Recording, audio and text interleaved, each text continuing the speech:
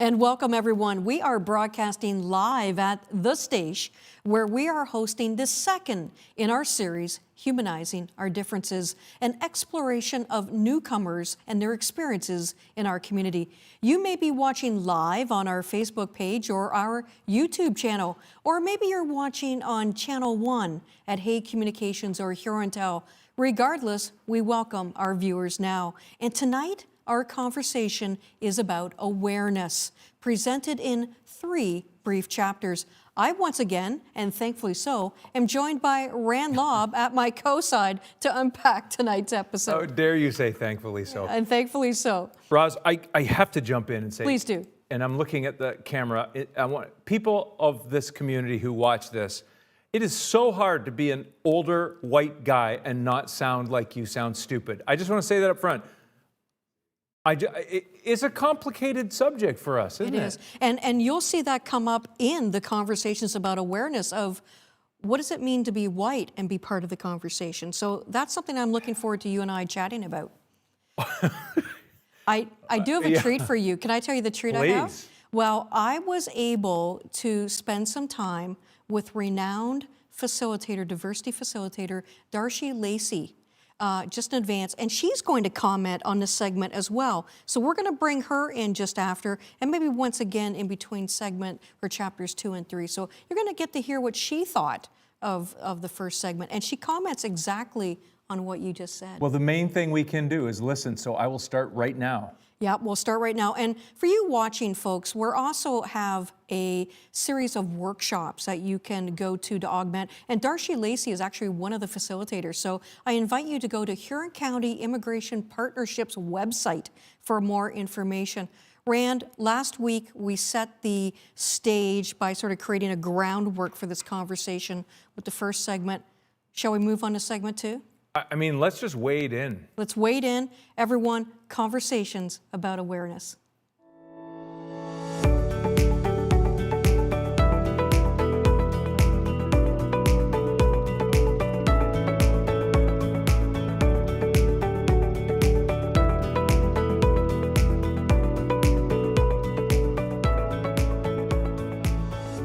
Lived experience. That's hearing directly from people, Black, Indigenous, other nationalities, religions, about how they have been shaped by systemic racism and privilege.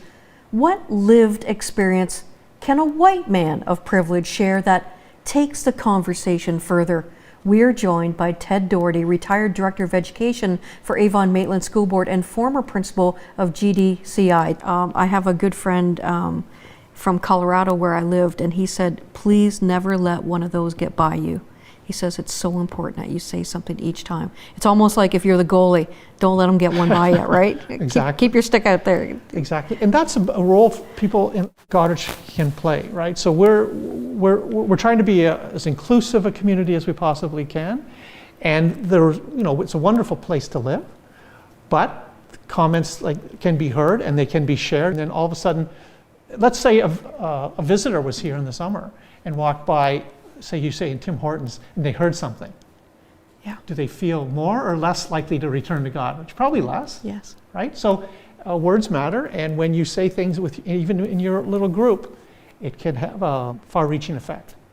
I'm joined today by Dr. Nita Mosby-Tyler, the founder and Chief Catalyst Officer of the Equity Project. And you've written a wonderful piece I read, I Do See Color, and really encouraging that. But so many were taught not to see color, right? Not to acknowledge differences. So now we have to undo some of that behavior. That's tough for some people. The reality is we do see difference, and it's okay.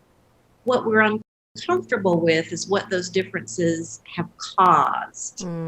That's what people are afraid to talk about or contemplate or go face to face with. Go backwards in time, back to when the diversity movement started, when we were just defining what diversity meant, 70s and early 80s.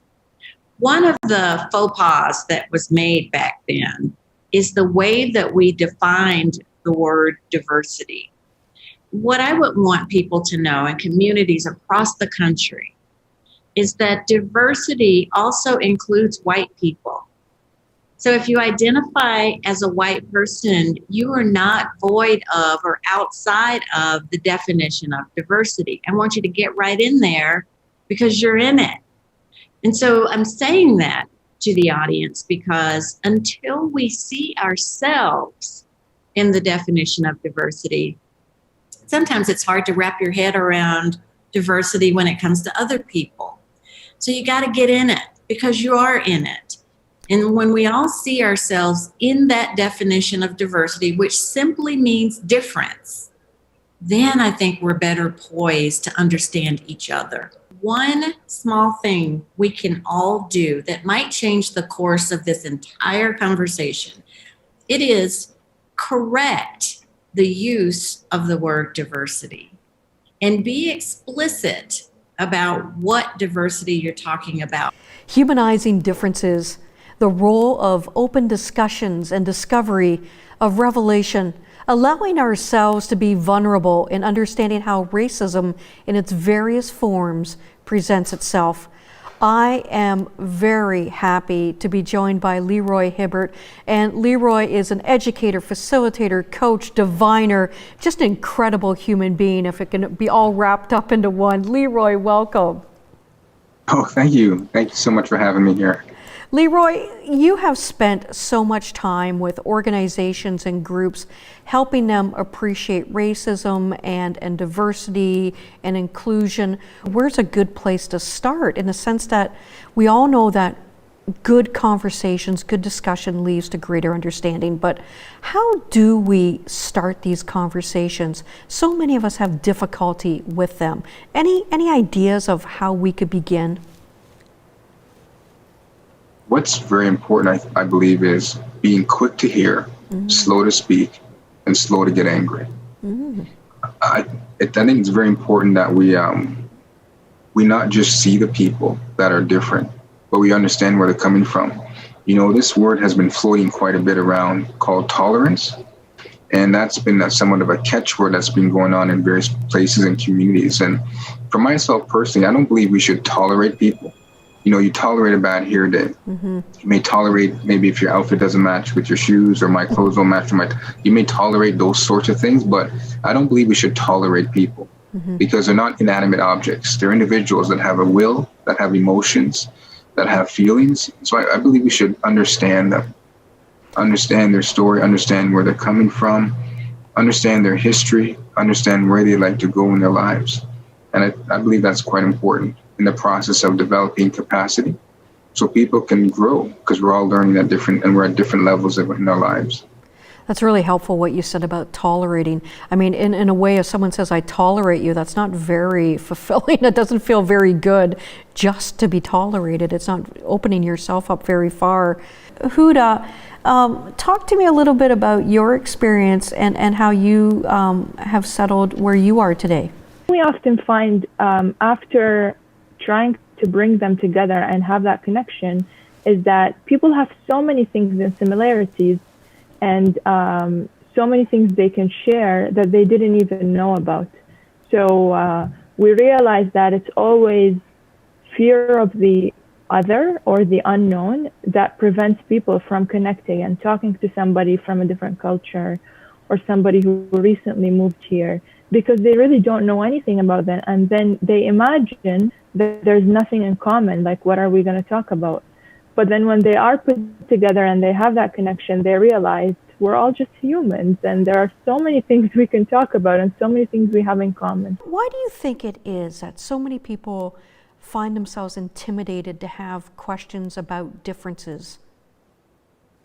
Personally, you know, the organization that I work for, like I presently mentioned, Lucille Community Services, I've been there for a number of years doing this work, and the agency has been just phenomenal as providing me an opportunity to do this work in the way that works with who I am as an individual person. And it's important, I believe, to this conversation, I think, why people don't talk about racism possibly or anti-racism education for possibly fearing of saying the wrong thing or being accused of something that they are not. So in essence, maybe I should not say anything so I won't get in trouble on either side. And this is difficulty people have, because when you talk about racism, it's a very controversial topic, and it can really go sideways very quickly. We are joined now on Humanizing Differences with Reverend Kate Ballesteeper of the Lakeshore United Church, helping us to understand just one more perspective on welcoming and including. So I imagine when people are coming here, I've moved to a different country, you have hopes, dreams, fears, challenges. They're no different, right? Absolutely, absolutely. Our congregation has been privileged to have been part of 2 sponsorships recently. We sponsored a family of 14 who came from the Dadaab refugee camp in Africa. They arrived in 2016, and I think if you spoke to the almost 25 individuals who volunteered to support that family, about that experience, they would tell you that it enriched their lives, that it was a blessing to get to know this family, and to share some of their life. We've also just had another individual whom we sponsored arrived in September, who is a young man from originally from Syria, who was in Lebanon, who came to Canada as a refugee. And who is settling in nicely, and like you said, brings hopes and dreams to build a new life here in Canada. And that, again, our lives are enriched by embracing the diversity that new people to our community can bring. As much as you may want to support and offer your love and compassion to someone else, you will also find that your life and heart are opened in a way that you might not have expected. And that's a really wonderful thing.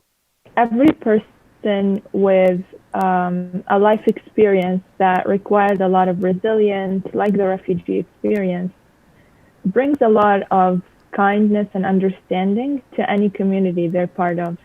I think any human being can bring that, and I think it's important that we all do it. Always bring kindness and understanding for the other person, no matter what. And I think a lot of new Canadians who come here at the beginning don't really get that, but then once they're settled, they know that they have understanding on a level that other people may not really have it, because of the resilience they had to present in their experience.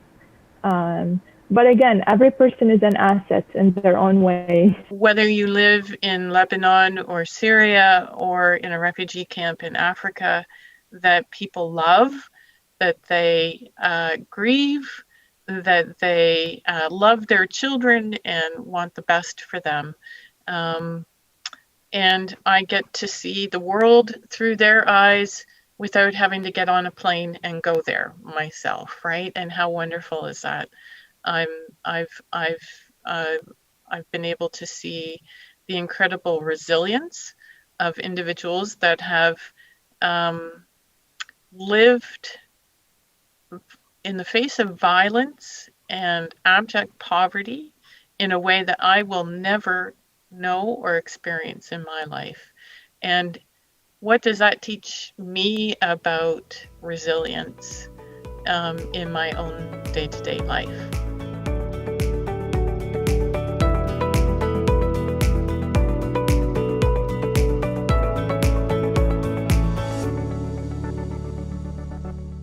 And we are back after watching the first chapter of the second segment 2, Rand, Conversations About Awareness. I have to ask you, a lot of people there reflecting on conversations, experiences.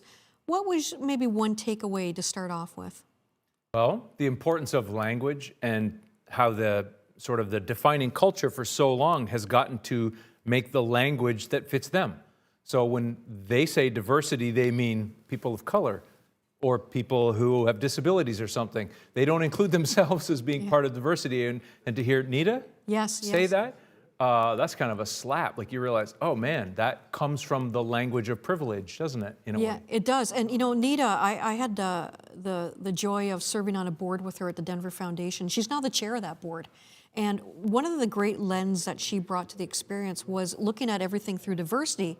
And when she first said that, there were people on the board who were a little wary because there were some white gentlemen. He said, well, no, I'm not part of this conversation. And she looked at him and she goes, you most certainly are. Yeah. We need you. And that's where she says it's been lost. Diversity is just difference. Yeah, and think of then the use of the word tolerance. Yeah. And you could pick so many words that become flashpoints because they're loaded with a racial context or a context of how long have you been in a country before that doesn't apply to you anymore, right? Yeah, and those microaggressions, as Leroy will talk about later, and that stems beyond, when we talk about diversity, this is well beyond sort of cultural differences. We can think about the GLBT realm as well, but diversity, to think that we're all in it, that really struck me.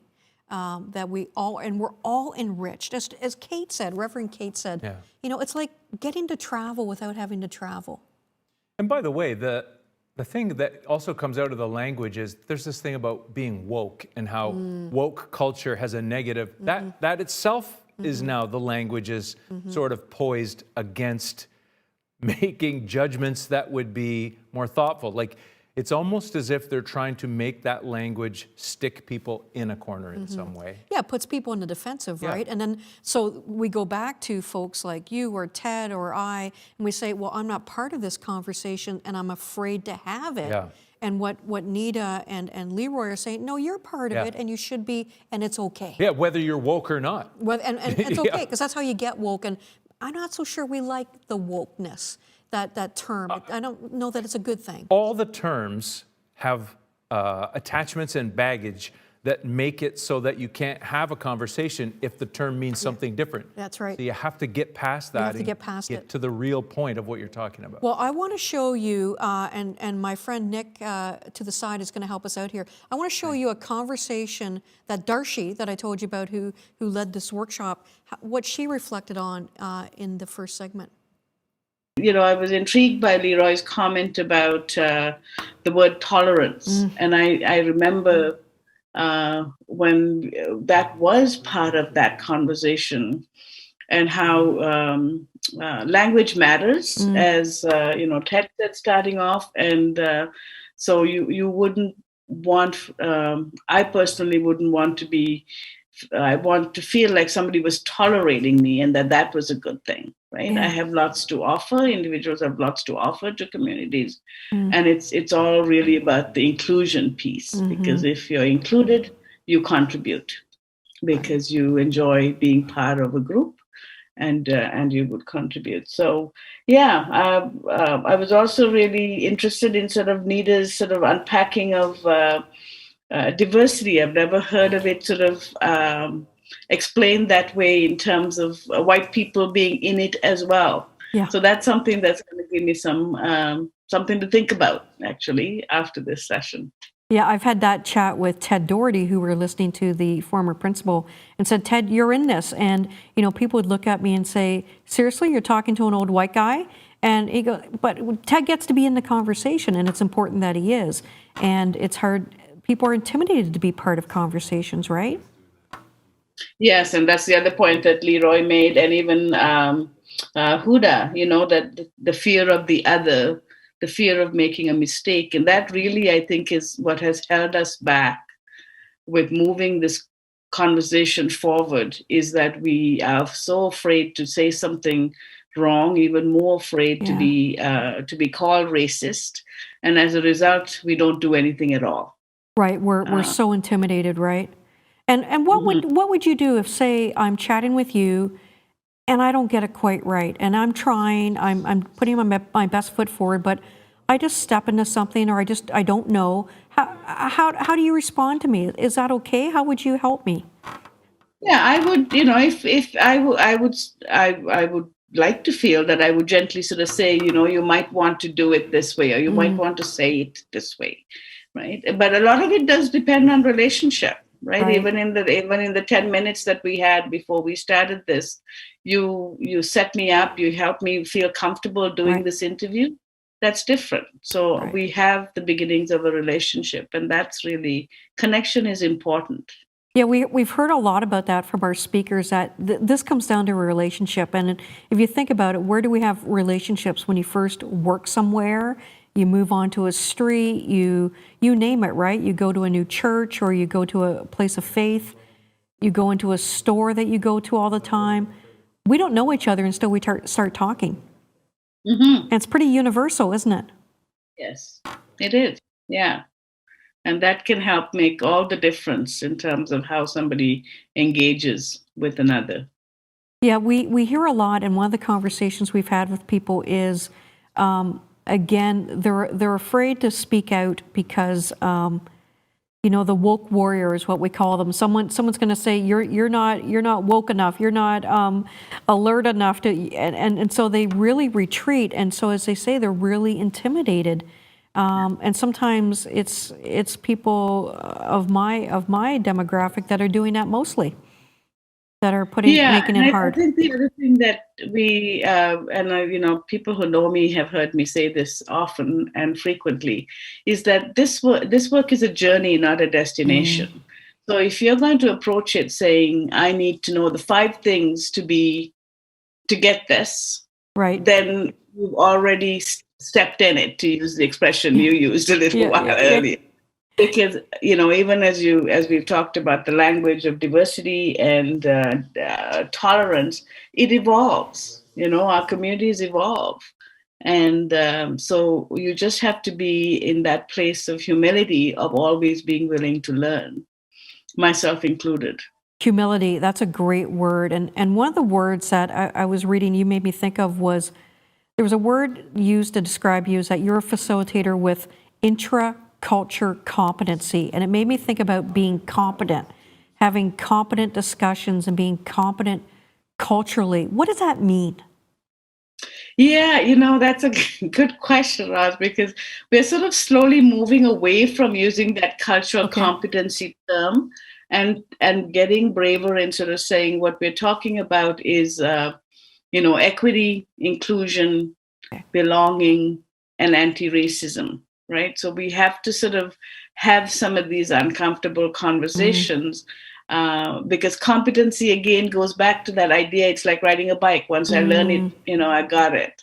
Whereas it is sort of, we have to go backwards to think of 400 years of colonial history and then being informed by that, kind of moving forward in terms of how we can now do things differently.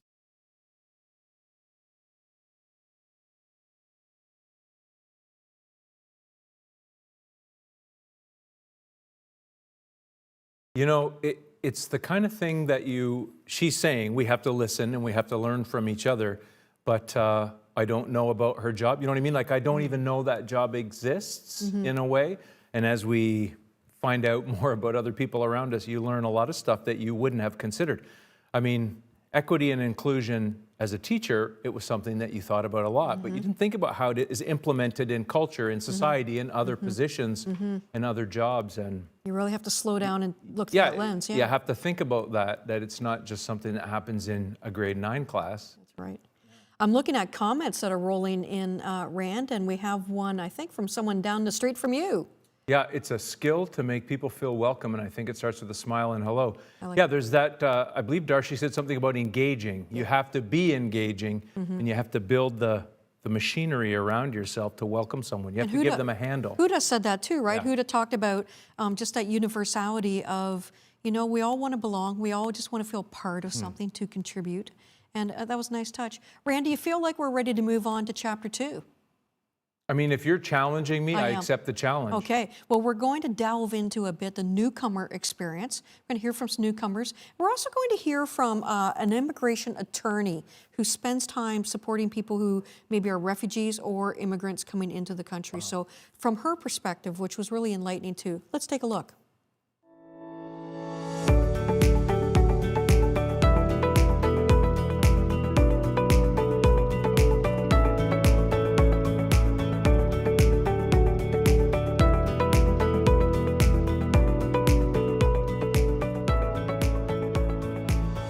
Needing help realizing a goal. It sounds like a universal idea that we can all appreciate, and yet, do we in practice? Can we progress past the otherness, settling in? Is it always so easy, and what can make it hard? Well, what if you're moving from a new country to a different country? Today we are joined by some newcomers and some who play a role in helping others settle in and certainly have a perspective. I'd like to welcome Awil and Huda. Welcome to you both. Thank you. Thank you.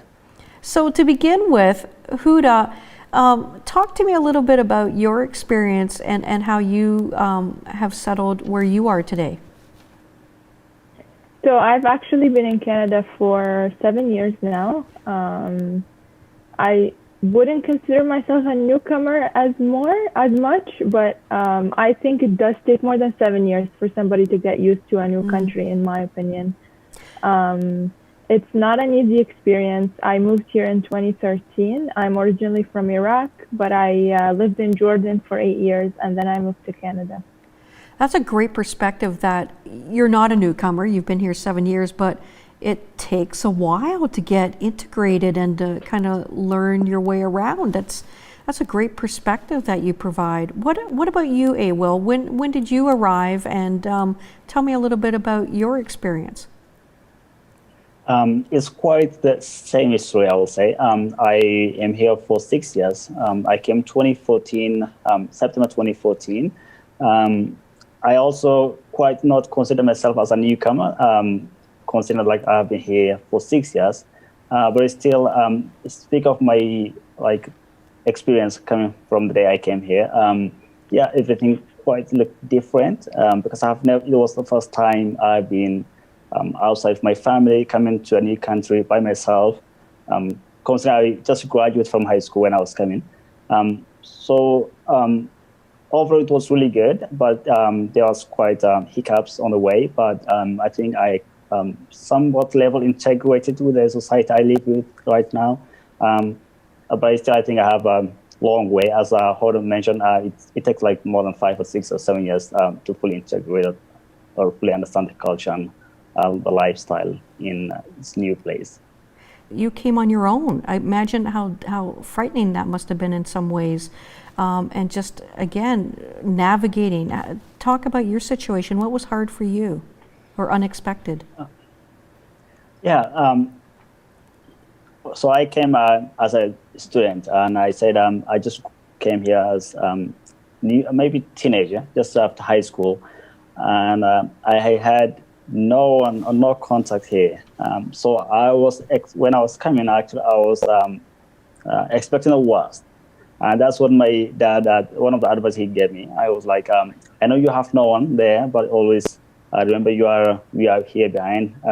Give us a call anytime. So I would say one of the biggest maybe barriers, or one of the first things I remember right now is coming here as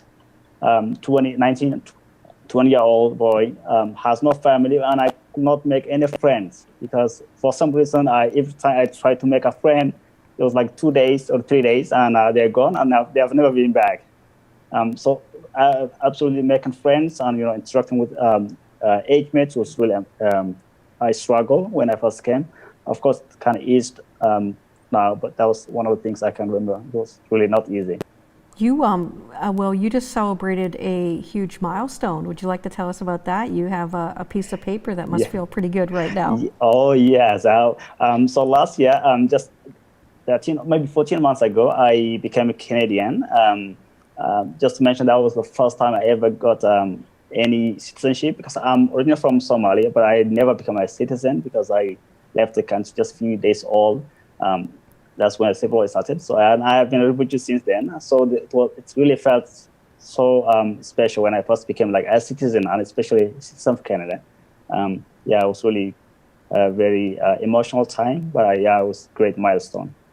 Congratulations on a huge milestone. I have a partner who just received permanent residency just a bit ago, and I know what it feels like to have that in hand, and it's just a great feeling.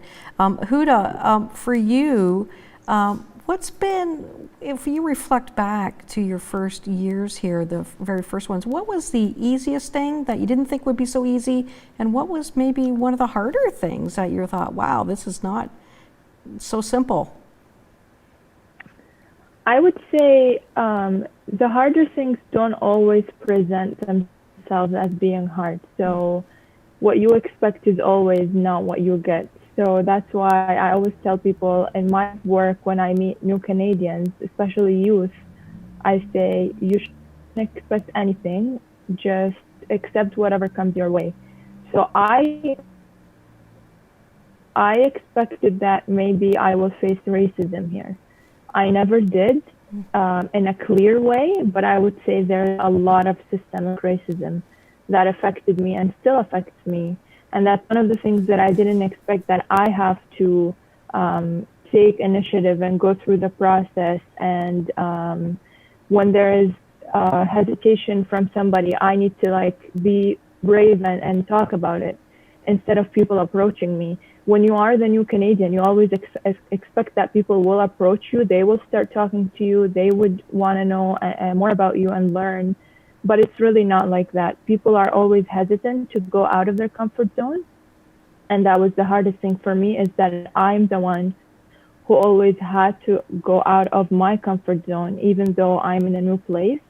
If I didn't make the effort to talk and connect with people, they really wouldn't. And I don't want to generalize. There's always people who take initiative, but I'm talking about the general community, I would say. Yeah, we all want to make friends and feel included more than just welcomed. And I'm wondering, Huda, the time that you spend now with newcomers, working with them, helping them get settled, is that still something that pops up for people? We just want to be part of a social group. We want meaningful friendships. Is that still something that comes up? Yeah, so the program I actually run at Community Justice Initiatives, and it's a partnership with Reception House as well. It's designed for new Canadians who are youth, and we do help with homework, but the biggest aspect of the program is social connection, because we know how hard it is. And from my own experience and from so many people's experiences, you can say that this is probably the number one issue people face. And imagine if you are like on top of being a hard thing to do, imagine if you are not an outgoing person and it's not easy for you to connect with people anyways, never mind in a new country, in a language you don't necessarily speak well. So yes, I encountered that a lot, where people just need that social connection, where it's not really awkward, like you're not forcing people to talk to you.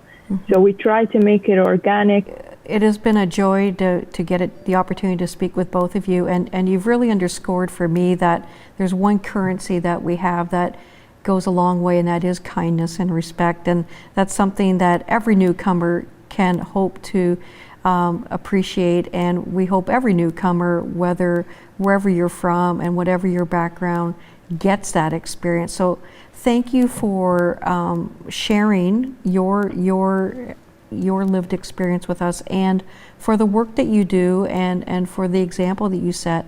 You are reasons we are more welcoming and more inclusive, and when we're not, how we can learn to be.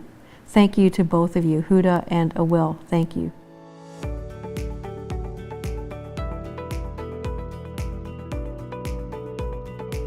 Well, we have the opportunity to chat with Jennifer Rogaman, who's an immigration lawyer who works very closely with newcomers and has some insights. It really started around 1970s that we started putting the system in. And the system is in because of a security reason. Mm-hmm. We want to make sure that people are coming in to safe and sound, so to speak. And that particular piece of legislation came all the way to the 2002. Then if you kind of triggers your memory, 2001, we had a 9/11. So our piece of legislation they introduced, and now a law for the last 9 to 18 years, is really have a focus on security. So a lot of people don't know about is anybody after 18 years old, that they have to submit a police certificate from a country they lived more than 6 months, for example. Mm-hmm. Some countries, it's not possible, let me tell you, okay? Then they have to go through medical examination, and it's only valid for a certain amount of time. So, for example, in Cuba right now, we don't have any physicians available to do this examination. So if you have a spouse, you have invited, you don't have a medical, this person has to travel to another country to get the examination done. Just give you an idea, okay? Most of the clients, I don't know the refugee we're talking about immigration. Most of them have to do the English test. It's expensive, and it's only scheduled a certain time. And also that it sounds really weird, but the English test is actually administered by the British Council. So some of the accent and some of the phrases, and some of the written component, it's not actually Canadian. It's a British English. So if you learn American English, it's a bit different. So, and another thing is that these tests are done by computers. So if you're not familiar with a computer, now you're in trouble too.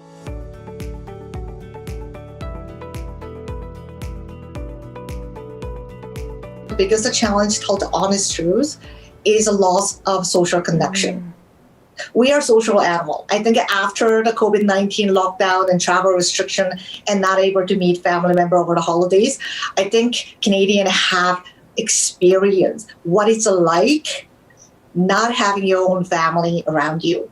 So that probably I think is the biggest barrier for anyone, regardless of how they come to Canada, the loss of their community. Loss of the close ones, loss of somebody that you can just chat in your own language, understanding, cultural differences, nuances, all those things that we take for granted, but, you lose it overnight.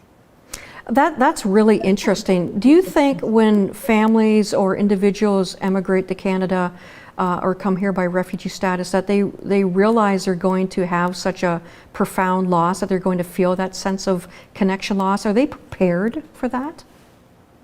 I don't think, if we're talking about context of a refugee, I think nobody is prepared for being a refugee. I think it's the one thing that I really want to emphasize is that people who are recalled the refugee or asylum claimant, they never ask for it. They never choose to be. They were born in that particular circumstances by accident of birth. Just like we are, like people who are born in Canada, accident of birth, you become Canadian.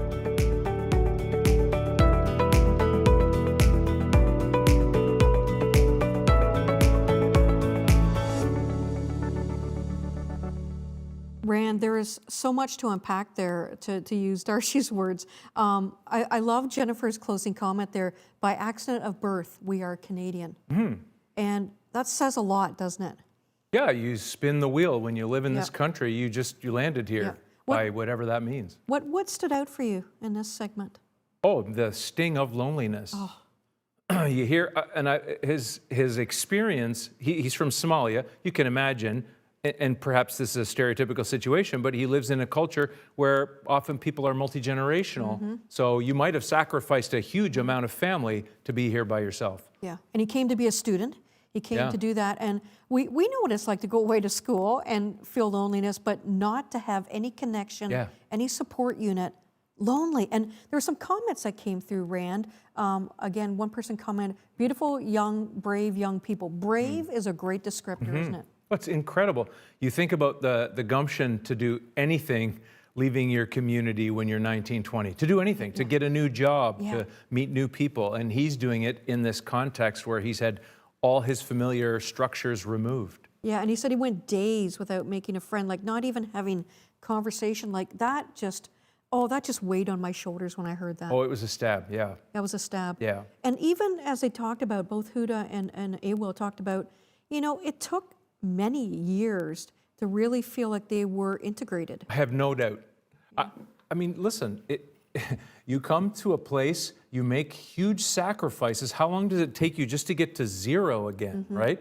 To get back to a normal starting point where you feel confident and comfortable in yourself, and then you have to go to the point where you feel like you fit in. Yeah. Can't imagine.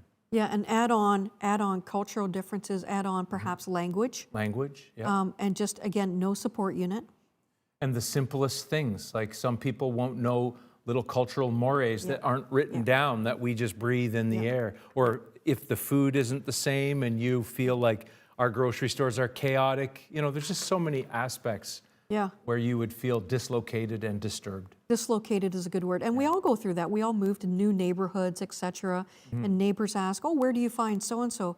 Well, I don't even know what to ask, perhaps, if I'm coming from another country. Yeah, and maybe you only know 15 sentences, Yeah. and you're trying to use a book back in, he came in 2014, I think he said, trying to read it in something. Now we have translators that help us.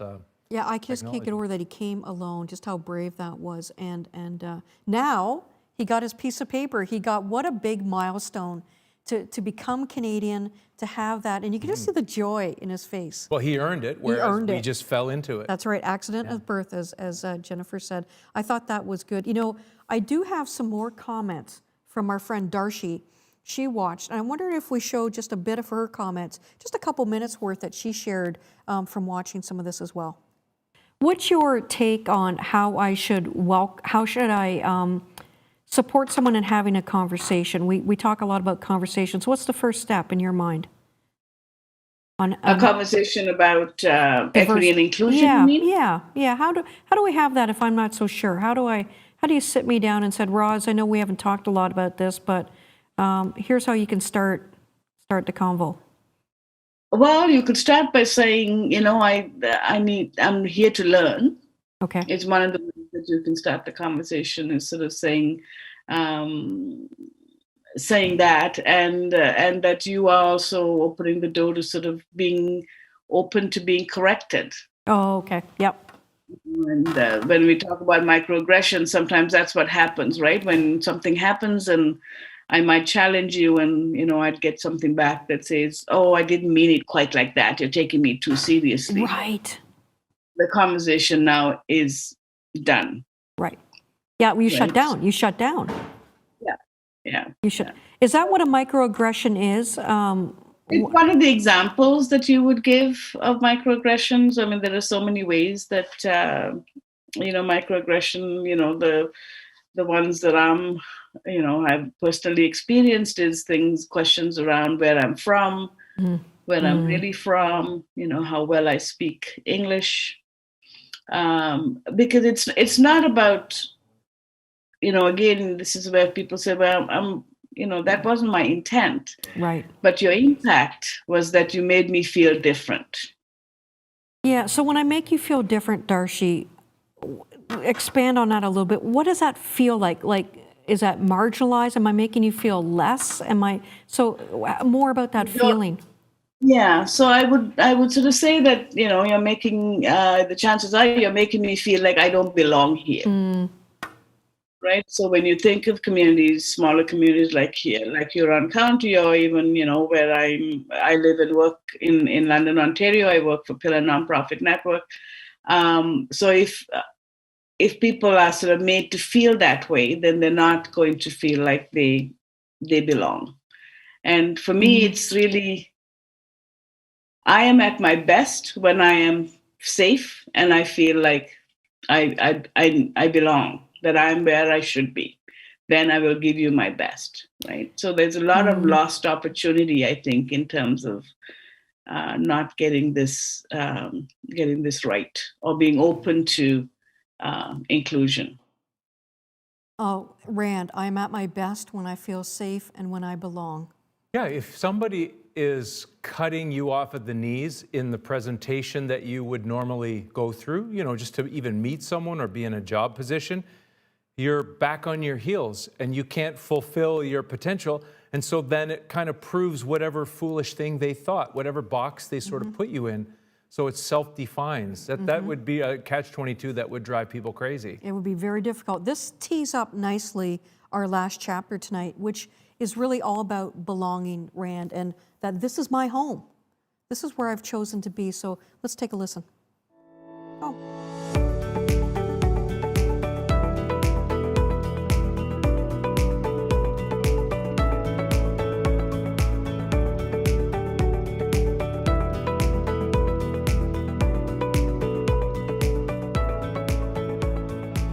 In the larger community, if there is if we ask what does a Muslim look like, they will have a particular image.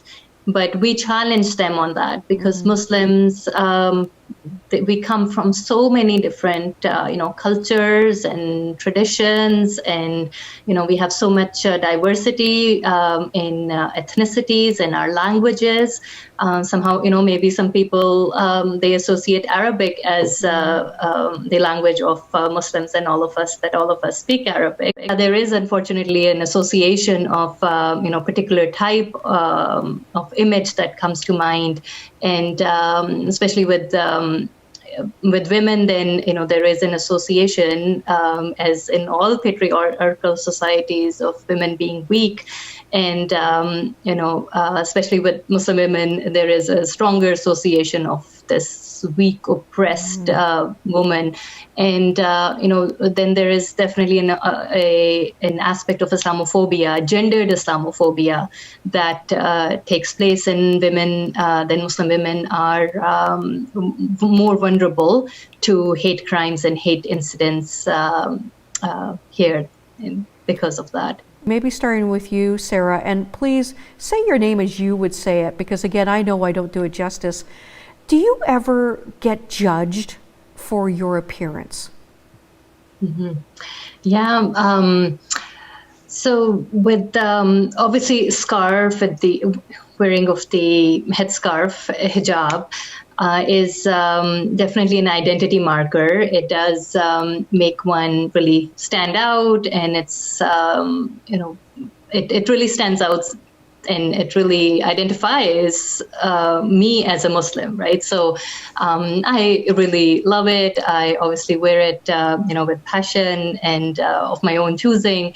And at the same time, then it does signal that I am a Muslim, and then that then the larger public, or at times, there are certain individuals who then associate those stereotypes or negative sort of perception that they have on towards me, and they sort of judge me by the standard that they have of who a Muslim is.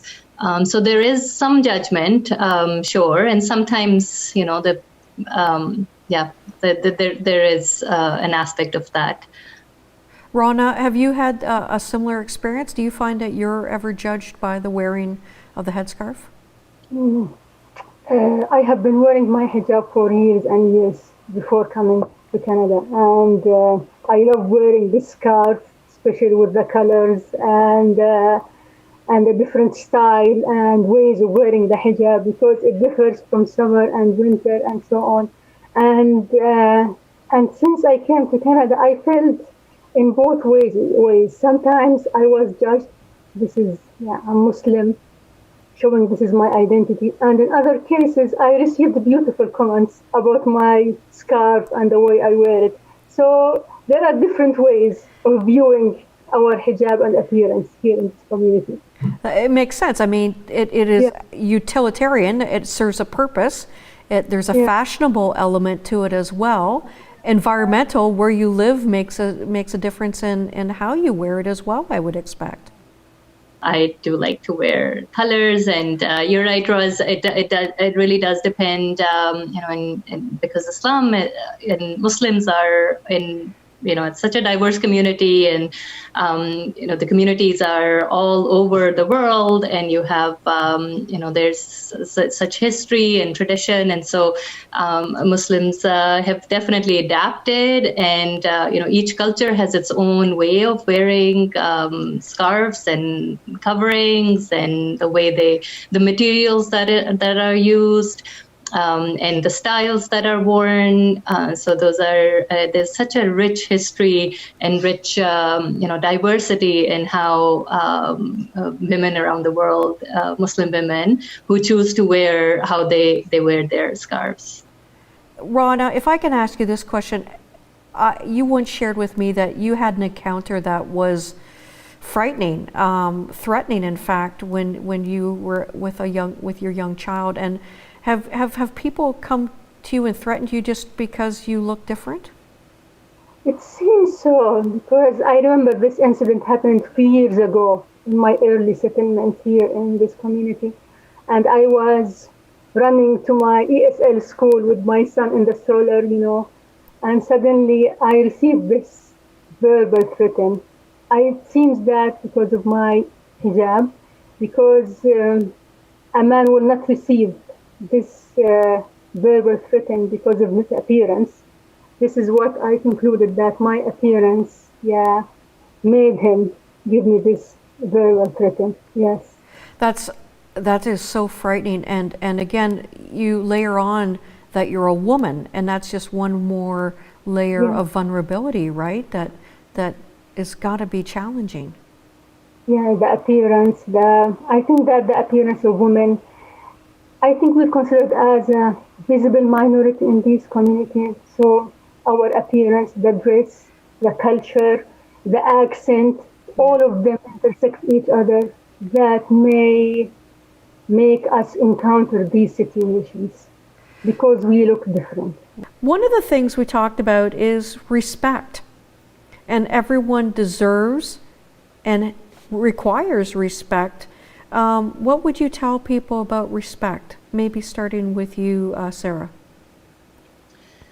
Yeah, we are human beings just like any other human beings. We're all created equal, and the diversity in how we dress and who we are and our identities, you really believe that those bring just beauty that is a mosaic, and all of us come together to form this beautiful Canadian society that we have. And so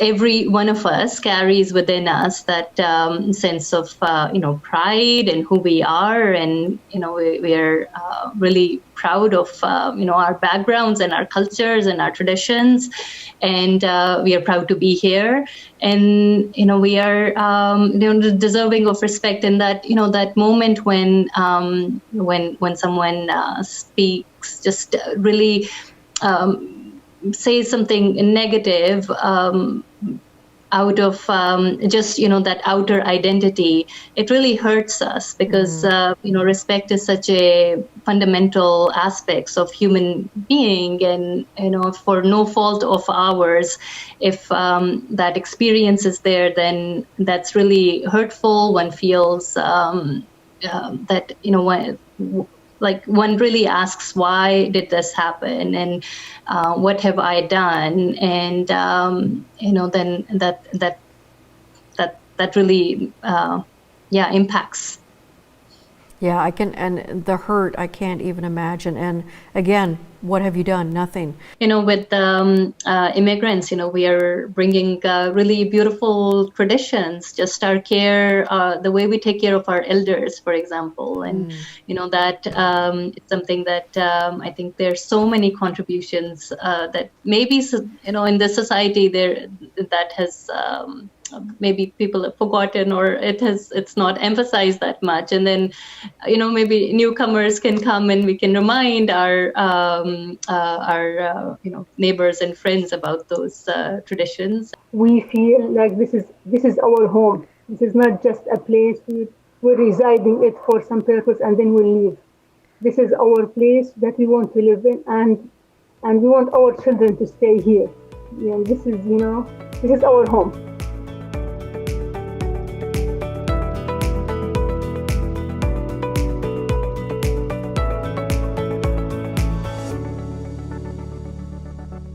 Rand, as Rana just said, this is our home. And last I checked, Canada is a pretty big country geographically. There's room for us all. It's a big place. This is our home. Yeah. Home is where you are, right? You have to make it fit, and we have to make it so that anyone can fit here. The thing that really jumps out to me there is this idea of, well, we talked about it off air, the visual signifier, and how if you can hide what you are, you have a leg up on someone who has a visual signifier. Yeah. Be it skin color or some demarcation of a religious observance or something else physical. And they do probably get a lot more turmoil than they deserve, even just by being, part of a different group, that they get extra. It's that identity marker, they call Yeah. it. So before I can get to know you Yeah. and experience you, I can't get past this distraction, which it should not be. Yeah, like you have a natural recognition. Oh, there's someone who's different. Right. What is the next thing you think? That's right. If you think negative, that's your problem. Yeah. But you could say to someone, "Oh, you have some difference about you," and you could talk about it in Yeah. a way that was a shoe-in. Yeah, to it's a a jumping off. It's a conversation. great jumping off point. But if you think about it. not the "what are you?" No, no. The microaggression. The back to microaggression. that. You know what I love that Sarah said is that around respect. And every one of us carries a sense of pride with our traditions. We're proud to be here. We're glad to be here. We chose to be here. But we're deserving of respect, and we have beautiful traditions, just like you do.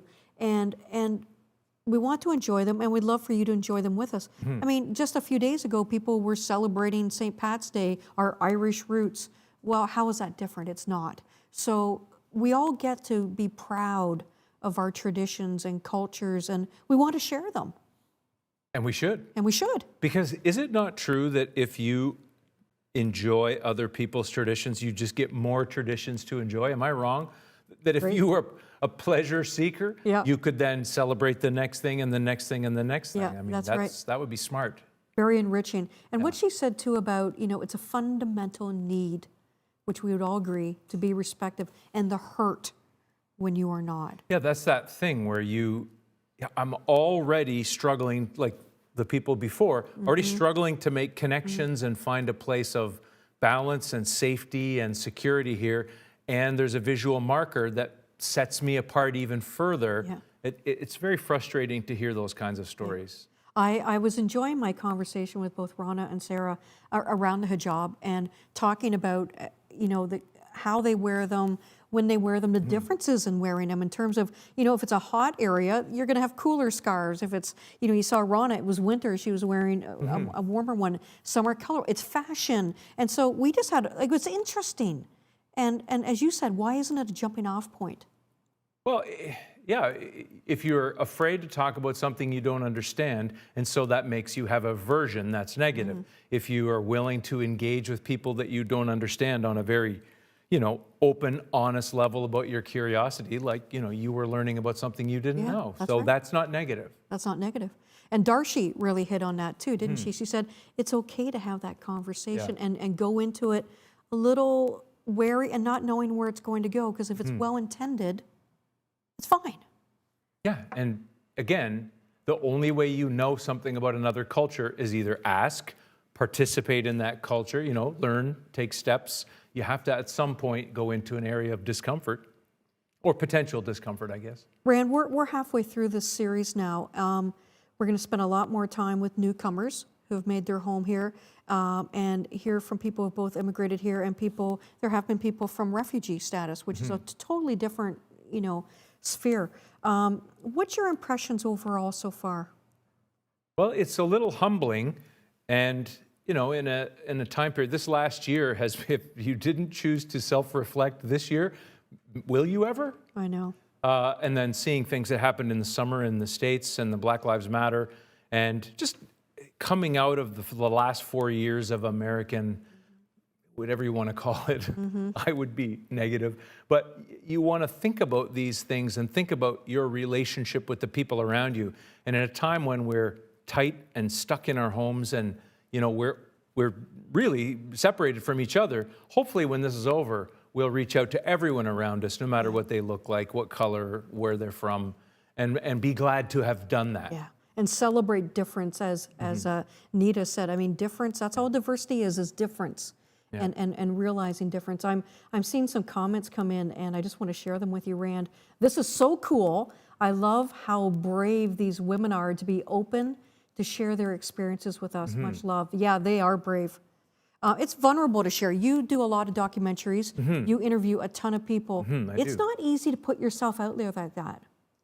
It's really hard. And some people, they're afraid, especially if they're in an underrepresented group, to make further distinction that shows vulnerability because they have maybe a thicker skin that they've had to form, or they're trying to, maintain a feeling of strength.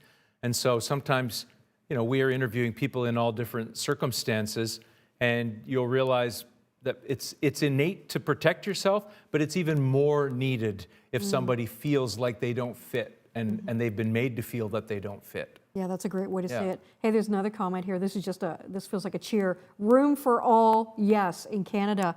Yeah, and I you know, I think for you and I think you probably share this thought. In our room, in our homes, there's definitely room for all. We celebrate difference, and I would just love to get to know my neighbors that way, and newcomers and new friends. I'm hungry for difference, especially after this year. Yeah. We've been so insular, and when again, I said it last time, probably to a degree that was ridiculous, but the things about other cultures that are most readily accessible, food and music and all these elements of culture that we can enjoy, those are such easy things to grab and to enjoy immediately. And that should be the way, you know what I mean, the vehicle for you to find other people and, have something to say, have something to care about, have something to want to hear about from them. It just seems so obvious to me. Rand, before I close it out, we have 2 more segments, and we're going to be delving into equity and inclusion and hear about health equity, education equity, and so lots more to really digest and sift through. Are you up for it? Hey, man, is there anything more important than health equity right now? I know, exactly. Really? It is the real deal. Yeah. So we're going to come back with those 2 segments, and I'm really appreciative that you're here with me, and we're going to invite other people in over the next 2 weeks if they can stand us, and to add to the conversation. I accept the challenge again. Perfect. Well, I want to thank, of course, Hey Communications and Hurontel for hosting this on Channel 1 and sharing the story.